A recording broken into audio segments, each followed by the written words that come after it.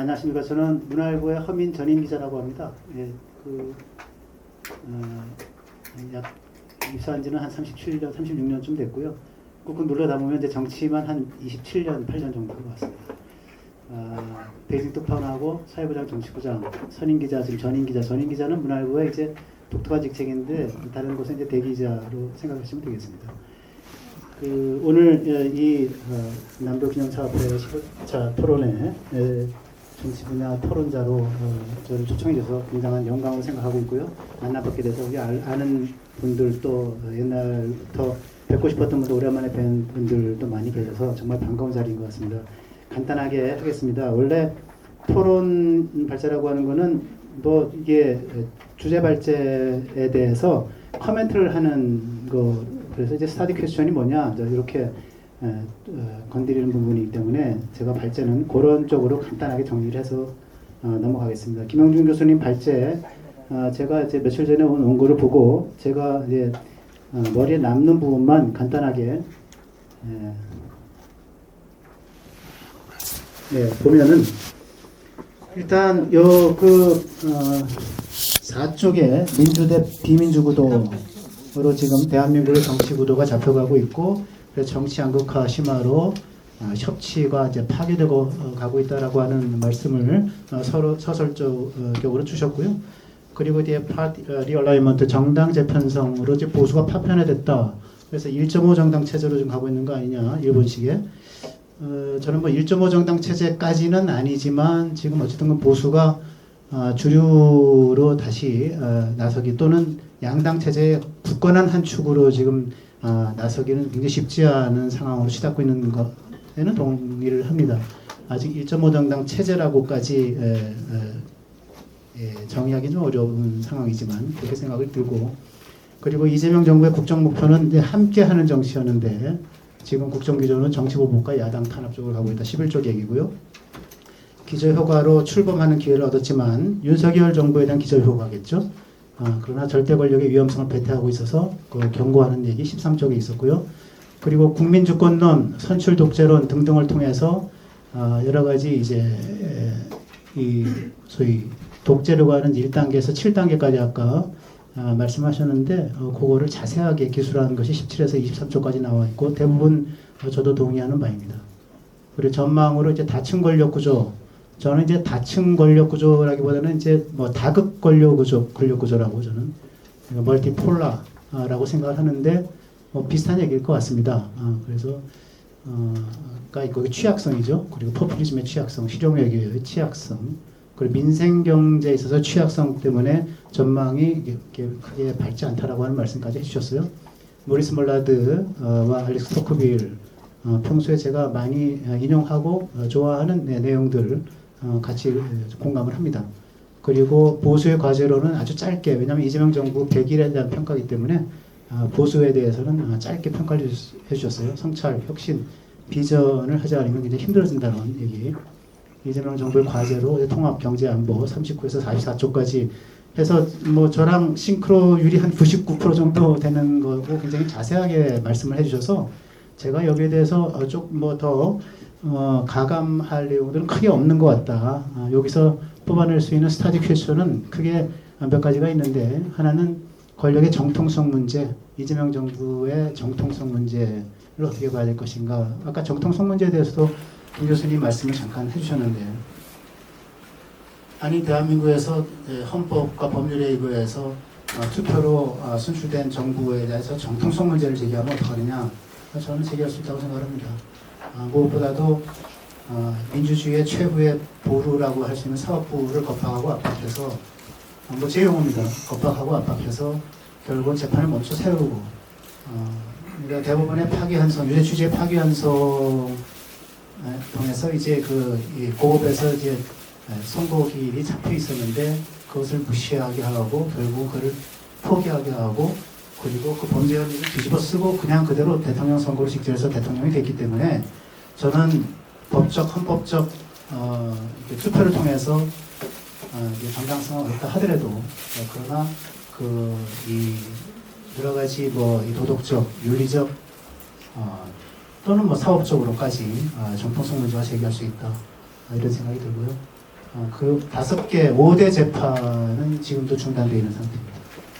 그리고 이재명 정권을 움직이는 동인, 저는 크게 두 가지라 생각합니다. 하나는 내란몰이. 이 내란몰이는 바로 지금 얘기한 권력의 정통성 문제가 관련된 건데, 내란몰이를 해서 전 정권, 그리고 전 정권이 1호 당원으로 몸담아있던 국민의힘을 내란정당으로 몰아가야 자기의 권력 취득의 정당성이 생기기 때문에, 정통성이 생기기 때문에 이 내란몰이는 피할 수 없는 과제일 거라고 보고요, 이재명 정부의. 두 번째로는 여전히 진행되고 있는 사법 리스크 해소라고 생각을 합니다. 여기에 대해서도 토론할 수 있는 거리도 좀 있지 않을까. 권력 소멸론을 통해서 선출된 권력이 가장 위에 있고, 국민주권이 가장 위에다는 얘기를 했지만은 국민주권은 추상적인 개념이고, 사실은 대통령과 의회가 위에 있고 사법부는 밑에 있으니 국회가 제도를 설계하면 너희들은 따라와라 라고 하는 이 권력 소멸론이 결국은 상권 분립을 파괴하고 교원의 독립성을 해치면서 다수의 폭정으로 나타나고, 지금은 극기하는 대법원장을 공격하는 사태로까지 이어지고 있기 때문에 이런 문제, 그리고 언필칭 얘기하는 국민주권론. 국민주권론은 결국 국민의 의지라고 하는 것은 헌법을 통해서 대한민국의 모든 정치, 경제, 사회 모든 것을 규정하는 최고의 규범으로 되어 있는 헌법을 통해서 나타나는 것인데, 사실은 국민을 앞세움으로써 사실은 선출 독재 얘기를 가고 있다라고 하는 것들이 한번 토론거리로 할 수 있을 것 같고, 요거는 아까 얘기하신 독재로 가는 1단계에서 7단계까지 해서 세 번째 단계에 국민을 강조하는 내용과 좀 맞닿아 있다는 생각을 합니다. 그리고 외교안보적으로도 핵 동결 제한 어떻게 봐야 되는지, 그래서 이 비핵화 입구론이 아니라 핵 동결 입구론이 과연 타당한 것인지, 이런 문제들도 좀 논의해 볼 수 있는 것이다. 그래서 스타틱 퀘션을 이렇게 정리를 했고요. 이 토론자의 관점에서 이재명 정부 100일 정치, 저는 조금 전에 말씀드린 것처럼 정치적으로는 대한민국에서 가장 절박한 사람이 이재명 대통령이다. 그거는 내란물을 통해서 말씀드린 대로 저희가 정당성을 회복해야 되고, 그리고 자기 사법 리스크를 완전히 해소를 해야 퇴임 후까지 안전을 기원할 수 있기 때문에, 기도할 수 있기 때문에 이 두 가지를 갖고 지금 자신의 권력 보호를 위해서 지금 나가고 있다라는 저는 판단이 들고, 그거를 위한 음모 체계가 이제 권력 서열론이라 생각을 합니다. 권력 소멸론이 구체적으로 발현된 그 워딩 메시지들이 지금 얘기되고 있는 조이대 한덕수 회동설, 사실은 증명되지 않았고, 그 다음에 이제 사실상 거의 증명되어서 질 수 없는 그러한 이제 썰인데, 그거 가지고 지금 내란몰이를 진짜 사법부의 수장까지 내란몰이를 하고 있는 상황. 그리고 이제 내란 특판, 특별재판부죠. 전담재판부라고 이름을 바꿨지만 같은 얘기죠. 그래서 내란몰이와 사법 리스크 해소라는 두 마리 토끼를 위한 실행 전략으로 이것을 삼고 있다는 생각이 들고요. 그리고 이것이 가짜뉴스로 판명이 된다면 내란 프레임은 정말로 치달을 수도 있다. 그러면 이재명의 사법 리스크는 언제든 살아날 거다. 이렇게 생각이 듭니다. 여기 취약성이 있다는 생각이 들고요. 제가 경제, 정치, 안보, 경제 세 가지로 토론자의 관점을 제시했는데, 이것은 2017년에 문재인 후보가 대통령 선거를 치르기 전에 2017년 1월 달에 내놓은 책, 대한민국이 묻는다라고 하는 책에서 그 문답식으로 자기 생각을 정리한 글이 있습니다. 책이 있습니다. 거기서 대한민국 대통령의 과제는 무엇입니까 할 때 통합, 그리고 경제, 안보, 이렇게 세 가지를 얘기했고, 그거는 저는 정확한 말이다라고 생각을 했기 때문에 그 분류에 따라서 저는 이렇게 말하는 겁니다. 이재명 정부 100일 안보적 관점에서 보면 실용주의적 안보론과 전략적 모호성이 만난 지점이다라고 생각을 하고요. 그러나 여러 가지 이제 아까 이제 듀얼 코그니션, 이제 이중적 인식 체계를 말씀하셨는데, 대통령의 안보 인식이 실용주의고 다 동맹을 강조한다고 하면서도 여러 가지 오해를 불러넣을 수 있는 여러 가지 표현들을 많이 했습니다. 최근에 외국군이 없으면 자주 국방 못한다는 사고는 굴종적이다. 그래서 동맹을 굴종으로 매도한다거나, 그리고 이런 것들은 남북군 세력의 핵 비대칭을 무시한 발언일 수도 있는데, 이런 걸 또 어떻게 해석해야 되는지 이런 문제들이 있을 것 같고, 그리고 조금 전에 말씀드렸던 핵 동결 제한이 이제 비핵화 출구로가 이렇게 상충되는데, 이것을 또 어떻게 이해되는지 이런 것들도 같이 토론해야 할 수 있는 관점이다 생각을 합니다. 이재명 정부 경제 쪽은 아무래도 이건 교수님이랑 이제 그것도 별도의 토론이 있을 것이기 때문에 그러나 대통령의 과제 중에 3대 과제 중에 한 축을 이룬 것이어서 간단하게 짚으면 이런 트럼프의 뉴노멀 관세 정책으로 인한 뉴노멀이죠. 이재명의 포퓰리즘 이 두 개가 이재명 정부의 배기를 지금 유지시켜왔고 앞으로의 또 이재명 정부의 향후 경제 정책을 굉장히 흔들 가능성이 있다 생각이 들고요. 관세 협상 때 가랑이 밑을 기어가는 과하지옥을 거치면서까지 이렇게 뭐랄까 한미 정상회담을 무난히 넘기는가 싶었는데 그 뒤로 트럼프라는 게 판도라 상자, 관세라는 판도라 상자가 열리면서 지금 굉장히 흔들리고 있는 상황이죠. 한국이 트럼프판 뉴노멀의 10억 케이스가 되는 거 아니냐 이런 생각이 들고 그 다음에 뭐 말할 것도 없이 재정 중독 그리고 포퓰리즘 문제가 있을 것 같습니다. 포퓰리즘이 강하고 제도화가 약하면 정권 내부의 갈등이 빨리 터져나온다. 사무엘 헌팅턴의 얘기인데 그 정권 내부의 갈등 이게 취임 후 지금 100일밖에 안 되는데 무슨 정권 내부의 갈등이냐 저는 이것이 지금 민주당이 안고 있는 당원 중심 정치의 구조적 한계라고 생각을 하고 당원 구조의 정심에 대해서는 아까 김영준 교수님께서 또 자세히 설명을 해주셨어요. 사실은 국민의힘 안에도 이 정도로 심하지는 않습니다. 열성당원이 있는 건 같지만은 그러나 그 강도 그 다음에 광범위성에 대해서는 굉장히 그 다음에 그 고의성 집요함 그리고 또 일부 부분은 굉장히 폭력성과는 비교할 수 없는데 지금 당원에 포획되어 있는 민주당 지도부, 정청래 지도부죠.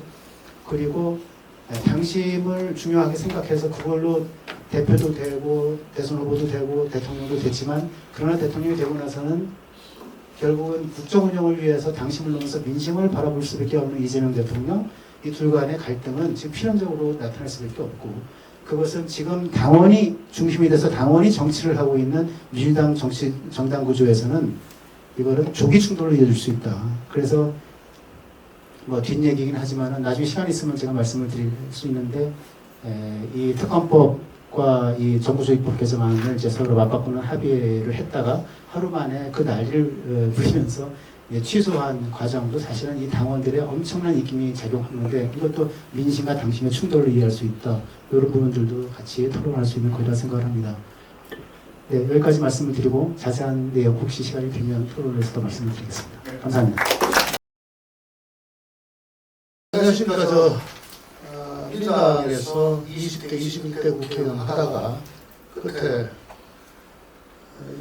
23년 9월 22일인가 체포동의안 사태 이후에 그걸 주도하고 체포동의안 통과를 시켰으나 법원에서 영장을 잘라먹고 그 이후에 오름은 살이 되지 않는다. 그런 거로 그래서 엄청나게 싸우다가 몇 달 만에 탈당하고 나왔습니다. 네, 조부채입니다. 반갑습니다. 저는 지난주 수요일인가까지 뭐 토론을 달라고 해서 그때까지는 우리 중간에 김영준 교수님 결정문이 안 왔어요. 그래서 저는 못 보고 그냥 제 마음대로 그냥 주렁주렁 했는데 며칠 좀 기다렸다가 할 거 하는 후회가 드는데요.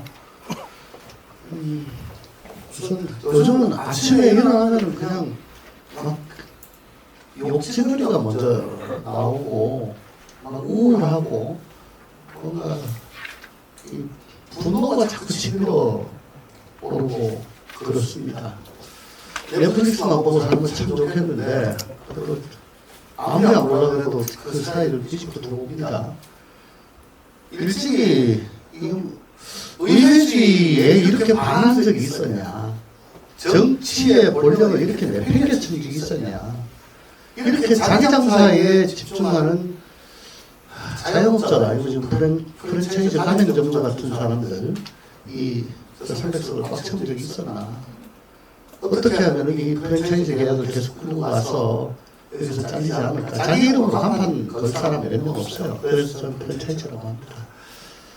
정말 창피하고 화가 나고 나는 어디로 갈 것이며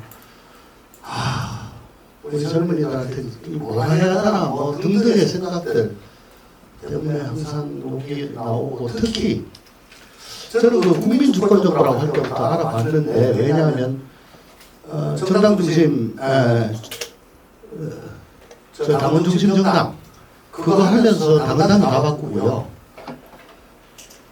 대의원을 아주 그 부패한 사람들로 몰아가지고 권리당원들 그 권한을 크게 하는 쪽으로 다 몰아갔죠. 국회의원 원내 대표나 국회의장 선출에도 그 당원들 20%씩 들어가는 참 정말 말도 안 되는 일을 지금 하고 있습니다만은 그 당원 중심 정당 당원 주권주의를 하면서 민주당이 얼마나 피폐해졌고 그래서 김어준의 지령에 따라 움직이는 개딸들 등살에 치여가지고 할 말 못하고 눈치 보고 끌려가는 그리고 거기에 그 사람들이 공천을 주도하니까 한 번 더 해명을 하면 어쨌든 그 굴욕을 참고 따라가야 되는 그런 다수의 의원들 그게 20년에 돼가지고 더 심화된 것 같습니다.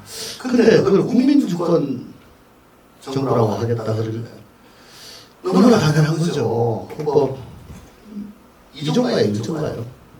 1조가 모든 권력은 국민에서 나오고 근데 이 사람들이 국민의 뜻이면 다 할 수 있다 그럽니다. 다 할 수 있다. 다 할 수 있는 아까 교수님 말씀하셨나? 대리님 말씀하셨나?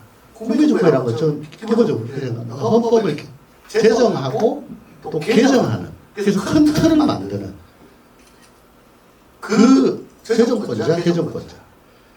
그 다음에 주기적인 선거로 선출직 헌법기관을 뽑고 평가하고 다시 뽑든가 갈든가 하는 그 권한. 여기에 대의민주주의가 전제가 되어 있죠. 입법부가 아무리 권한이 있다고 하더라도 국민이 주권자로서 만들어준 헌법적 체계 내에서 발의가 돼야 됩니다. 지금 이 사법부 가지고 이 난리를 치고 하는 것도 헌법 체계하고 안 맞기 때문에 법관의장은 법률로 정한다. 법관은 대법원장과 대법관 회의에서 뽑는다. 법원의 조직은 법률로 정한다. 다 법률로 돼 있지 않냐. 그러니까 법률로 하는데 왜? 라고 합니다. 그래서 선출 권력이 비선출 권력보다 위에 있고 위에라고 하는데 말도 안 된다고 대통령이 얘기를 합니다. 큰일 났다 싶습니다. 어떡해요? 이거 나라가 뒤집어질 건데. 제가 그래서 찾아봤어요. 도대체 헌법에 보면은 모든 국민이 27조의 모든 국민의 헌법과 법률에 의한 법관에 의해서 법률에 정한 재판을 받을 권리를 지닌다.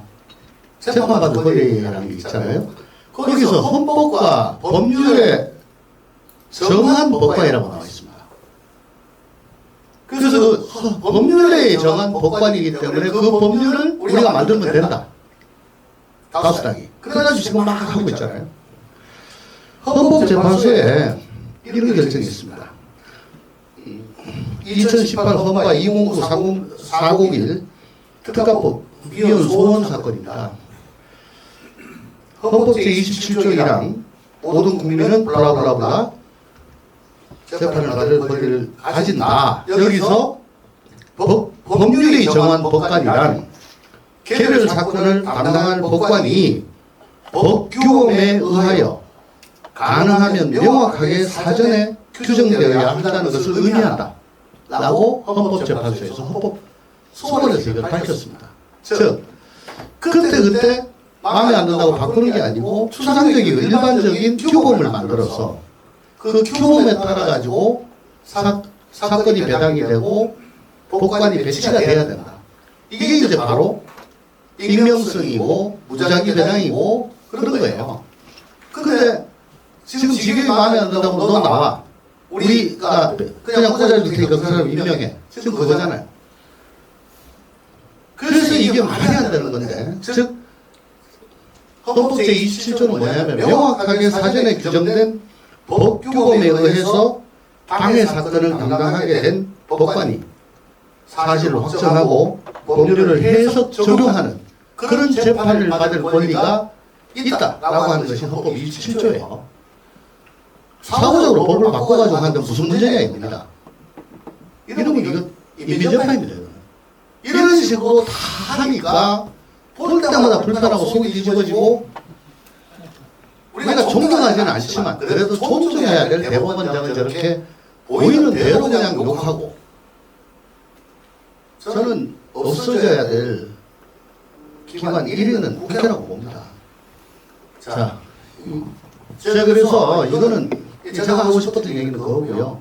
이건 뭐냐면, 제가 이제 발전문을 못 보고 그냥 제가 아는 게 별로 없으니까 아는 거에 맞춰가지고 한번 봤는데, 이 카를 에벤스타인의 신대통령제에 해당하는 거 아니냐. 즉 시월 유신태하고 비슷한 겁니다. 영도적 대통령. 그러니까 대통령이 상권 위에 있어요. 그 위에 있고 형식적으로 권력 분립 형태를 취하고 있는데, 실제로는 국민의 뜻을 빙자해서 상권을 뛰어넘는 그런 권한을 행사하는 권위주의적 권력 구조와 카를 에벤슈타인이 주창하던 신대통령제인데, 거기에 거의 들어맞는 거 아니냐. 이 에벤슈타인이 얘기하는 신대통령제 국가에는 이집트의 나세르, 과거 남베트남의 고딘 디엠, 필리핀의 마르코스, 그리고 우리나라 박정희, 이런 체제가 해당되는데, 지금 국민 주권을 자꾸 얘기하고 선출 권력이 비선출 권력보다 더 상위에 있다. 그냥 입법부가 정해주는 대로 사법부는 따라가면 된다 라고 함으로써 지금 이거 비슷한 게 아닌가 그런 생각을 제가 좀 해봤습니다. 그래서 지금 선출 권력의 우월성을 주장하고, 사법부는 입법부가 설정한 구조 속에서 판단해야 된다. 국민주권. 이게 점점 더 심해질 겁니다. 여러분 잘 아시는 레빈스키하고 지브렛 교수님 민주주의는 어떻게 무너지는가에 거기 한번 또 지금 현 상황을 좀 비춰봤습니다. 이 두 분은 뭐 다들 아시겠지만 합법적인 외향을 유지하고 절차를 유지하는 것 같은데, 점진적으로 자세히 보지 않으면 알아채릴 수 없게 그렇게 민주주의를 파괴한다. 특히 절대다수 정당을 활용해가지고 다수결로 파괴한다라는 것이 이분들의 말씀입니다. 이분들이 보는 민주주의 위기 신호는 민주주의의 규범을 말과 행동으로 거부하고, 경쟁자의 존재를 부인하고, 또 언론 자유 등 반대자의 기본권을 억압하고 하는 것입니다. 이 스티븐 레비츠키나 데니엘 지브렛 이론에 비춰보니까 이재명 정부는 지금 사법부 독립 측면은 여러분들이 다 알고 계실 거고요. 이제 드디어 이제 좀 있으면 조의대 특검까지도 나올 것 같습니다. 왜냐하면 그렇게 세게 얘기하면 할수록 자기가 그 당원 주권 개딸들한테 아주 확실한 인상을 남기고, 내년 지방선거 때 공천받고, 지금 저분들 전부 다 내년에 도지사나 그 광역시장 나가려고 하시는 분들이 지금 굉장히 말을 세게 하고 계시거든요. 좀 멀리는 그 23대 국회 공천에서 그때 비명 행사시키고 친명 경제했듯이 안정적으로 공천을 딸 수 있으니까 가능한 말이 되건 말건 세게 얘기합니다. 특히 요즘 법사위에 보시면은 민주당에 그 검사장 출신들 국회의원들이 있습니다. 저도 뭐 개인적으로 잘 알고 있는 사람들이고, 서울중앙지검장도 했고 검찰국장도 했고 해서 정권이 변동될 때마다 검찰개혁 얘기가 나올 때 신문 책임자로서 아주 설명하고 있던 그런 사람들이에요. 근데 요즘 사퇴질 하면서 얘기하는 거 보면 정말 기가 막힙니다. 아무리 빠지가 저렇게 쏠까 나는 별로 안 좋았는데 저렇게까지 할 필요가 뭐가 있을까? 그리고 뭐 저 도지사 나간다는 또 한 분은 정말 심한 얘기를 해요.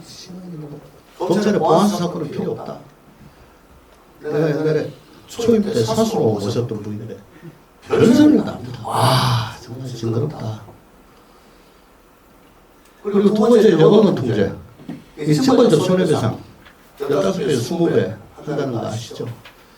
다행히도 뭐 유튜브를 넣는다는데 그 넣어야 넣는 거지. 김어준이도 뭐 싫다 그러면 아마 안 들어갈 겁니다. 세 번째가 이제 검찰 해체, 중수청 설치. 그래서 이건 뭐 너무나 얘기가 많이 돼가지고 지금 하도 지금 보도를 두드려펴서 이런 일이 있었나 싶을 정도로 아련한데 어쨌거나 보안수사권 폐지하면은 그리고 중수청이 설치되고 그게 전부 다 행안부로 가고 국가수사위원회로 가면은 제가 전직 의원만 아니었으면 저는 사기꾼으로 가는 게 참 좋겠다 싶습니다. 지금 수사가 안 될 겁니다. 수사가 안 될 거고 변호사 좀 비싼 사람 사가지고 계속 이의 신청하고 그렇게 하면 사건 종결이 안 될 겁니다. 몇 바퀴 돌다 보면 사건이 어디 처박힌 줄 모르고 나도 모르고 수사관도 모르고 검사는 관여할 수가 없고 그래서 지금 공부하신 분들 가급적 사기 치는 방법을 많이 좀 연마하시길 권해드립니다. 정말 범죄자들이 살기 좋은 세상이 이제 될 겁니다. 좋습니다. 그건 뭐 중국식인데요. 그것까지는 말씀 안 드리겠습니다. 어쨌든 중국 공산당의 연구하에 모든 수사기관이 다 따르고요. 거기에 저 국가수사위원회라는 거, 지금 전국에 검찰 2,000명이 하고 있는 거를 거기 11명인 것 같네요. 얼마나 출중하신지 모르겠는데 한번 해보십시오. 저는 세탁 좀 하고 있었어요. 사기꾼을 사는 게 진짜 좋을 것 같은데 어떻게 좀 동원 실망하고 있어요. 자, 국민주권 정부라고 하는데 저는 개딸 주권 정부라고 얘기합니다. 요번에 그 정부조직법 그거 합의했다가 물른 거 보십시오. 밤 사이에 그 딴지일보 게시판에 난리가 났습니다. 난리가 났습니다. 정청래 대표가 민주당의 당론은 거기서 결정된다고 아예 대놓고 얘기를 하지 않습니까? 그러니까는 우리 김병기가 얼마나 분해지 얼굴 벌게가지고 정청래한테 물어봐 그러고 했는데 심지어는 대통령도 개딸 눈치를 보는 것 같아서 저는 개딸 주권 정부라고 하는 겁니다. 왜?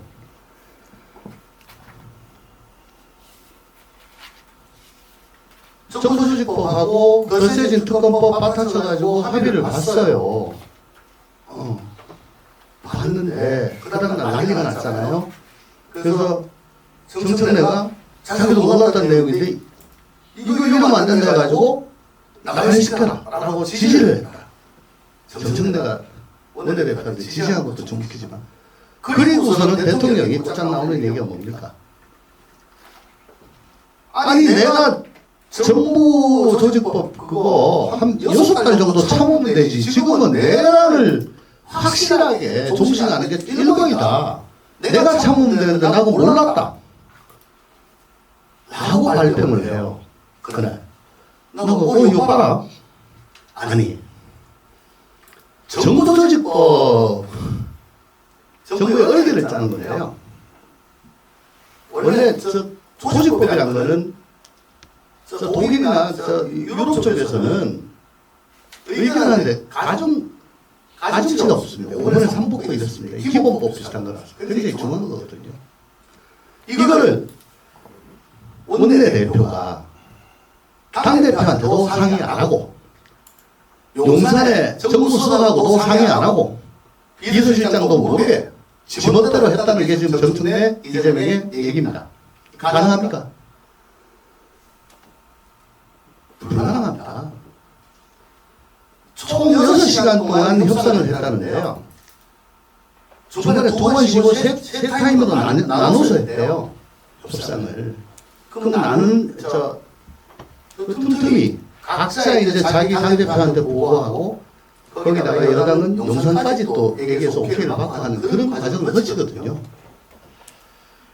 어떻게 대통령이 이건 나는 몰랐다라고 발표를 하냐. 왜? 개딸들이 난리를 치니까 그게 눈치를 보는 거예요. 그래서 저는 그날 이후로 개딸 주권 국가다. 개딸 주권 정부다. 라고 하는 겁니다. 지금 정청래나 추미애나 어쨌든 정치적으로 한 단계 더 도약돼야 될 사람들을 여기하고 척척은 절대로 안 됩니다. 그래서 정말 입에 담을 수 없는 말을 매일 하는 거고요. 그리고 김어준이 그 주는 방향으로 그쪽으로 가기 때문에 거기를 또 중시할 수밖에 없고 그러는데 대통령은 왜 그러냐, 대통령은. 이제 뭐 정치적으로 뭘 더 하려고. 이제는 좀 강성당원하고는 절연하고 민의를 중시하면서 국가 전체를 봐야죠. 근데 왜 이러냐. 아마 뒤가 좀 허전한가 봐. 그리고 이분도 대통령도 저는 그 연임으로 갈 거 아니냐 싶은 생각이 듭니다. 그거 아니라고 좀 얘기는 하는데 언젠가 또 한번 이런 얘기를 해요. 아니 그러면 1회 안에 연임한다 이런 식으로 하면 푸틴처럼 안 될 거 아니냐. 1회 안에 연임한다고 가는 건가? 그 지점을 잘 봐야 될 겁니다. 5년 가지고는 사건이 다시 그만뒀을 때 5개 재판이 다시 살아나고 좀 추운가 봐요. 8년 정도는 돼야 된다고 생각해요. 지금 검찰청 없애면은 그 공소유지하던 검사가 다 없어집니다. 그리고 조금 말대로 뭐 공소 취소를 하든가. 자, 그래서 어쨌든 지금 뭐 정청래도 그렇고 정성호도 그렇고 윤호중도 그렇고 전부 다 지금 납작 엎드리고 있는 그런 상황입니다. 이것도 한번 따왔는데 이제 작년도 경제학 노벨 경제학상 아제모르 거기 보면은 포용적 제도를 가져야지 어쨌든 자발적으로 힘을 모아가지고 경제가 발전되고 착취적 제도 가지면은 망한다는 거 아닙니까? 포용적 제도는 법치주의, 언론 자유, 경제학 균형 뭐 이런 것들인데요. 그럼 이재명 정부는 어떠냐? 거기에 따르면 사법부 지금 완전히 패고 있죠. 언론 이제 곧 줄이 틀 거죠. 거기다가 권력이 당적으로 개딸적으로 다 집중이 되고 있고 노조 우대로 일방적으로 하고 있습니다. 그래서 제가 보기에는 명백한 착취적 제도다라고 해서 이 노벨 경제학상 수상자의 이론에 따르더라도 경제가 그렇게 좋아질 리가 없지 않겠나 싶습니다. 제가 지금 그 노공법 가지고 선진국 스탠다드 맞춰야 된다고 얘기를 하는데 나는 그게 스탠다드라고 생각하지 않습니다만은 항상 하는 얘기가 외국에서는 사업장 점거하면 어떻게 되냐. 싹 들어가지고 진행해 갑니다. 그 스트라이크 하면은 대체 인력이 신속하게 투입이 되죠. 노노동 임금 적용이 되고요. 그래서 기껏할 수 있는 게 며칠간 정문 앞에서 피켓팅 할 수밖에 없습니다. 그렇기 때문에 손해배상이라는 게 없습니다. 그래서 저는 그런 것들도 같이 좀 맞춰줘야 되는데 노사간 무기 대등이 이루어지지 않고 미국에 다 받아다 주는데 니도 좀 돈 좀 내라 이러고서 지금 사업하고 계시는 우리나라 경유자들 정말 애국자다. 어쨌거나 좀 잘 좀 했으면 좋겠습니다. 근데 우리나라 체력이 지금 얼마 안 남은 것 같은데 기초 체력이 언제까지 버틸 수 있을지 모르겠습니다. 그걸 정치가 잡아야 되는데 또 야당이 잘해야 되는데 야당이 든든하게 항상 밑을 받쳐주고 뭘 해도 옆에서 기봉조가 되고 또 정말 도움이 확실한 도움이 역할을 하고 있기 때문에 민주당은 그렇게 정신 차릴 필요가 없습니다. 그걸 지켜보는 게 너무너무 힘듭니다. 그래서 그들과 함께 여의도에서 뒹굴지 않은 것을 큰 행운으로 여깁니다. 감사합니다.